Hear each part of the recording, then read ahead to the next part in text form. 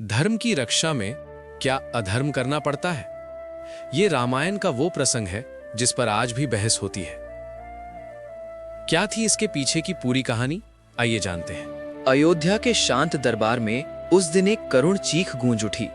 एक बूढ़ा ब्राह्मण अपने मृत पुत्र को गोद में लिए राजा राम के सामने आ खड़ा हुआ। उसका आरोप था कि राज्य में कोई भारी अधर्म हुआ है, तभी तो जवान पुत्र मर गया और वृद्ध पिता जीवित रह गया। उसकी दृष्टि में यह दोष राजा का था।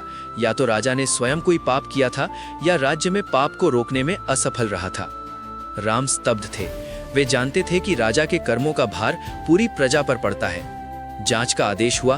खोजबीन के बाद पता चला कि एक शूद्र शंबूक वेदों का जाप और तपस्या कर रहा है, जो त्रेता युग के नियमों के विरुद्ध था। दरबार में भय फैल गया। लोगों को लगा कि यही अधर्म उस बालक की मृत्यु का कारण बना है। हर ओर एक ही स्वर उठने लगा, मृत्यु मृत्यु। राम स्वयं शंभूक के पास पहुंचे। वह उल्टा लटककर तप कर रहा था।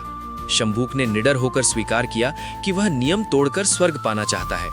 उसने पूछा, क्या सचमुच उसके और उस ब्राह्मण पुत्र के भाग्य जुड़े थे? राम जानते थे कि प्रश्न केवल एक व्यक्ति का नहीं, पूरे राज्य की व्यवस्था और संतुलन का था। उन्होंने समझाया कि राजा का धर्म व्यवस्था की रक्षा करना है, चाहे उसके लिए कितनी ही कठोर कीमत क्यों न चुकानी पड़े।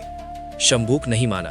अयोध्या की पुकार राम के भीतर गूंजती रही, मृत्यु मृत्यु। अंततः राजा के सामने केवल वही मार्ग बचा जो राज्य और प्रजा की दृष्टि में धर्म की रक्षा करता था। भारी मन से राम ने तलवार उठाई और शंभूक का वध कर दिया। उस क्षण अयोध्या को शांति मिली, पर राम के भीतर एक और मौन युद्ध शुरू हो चुका था।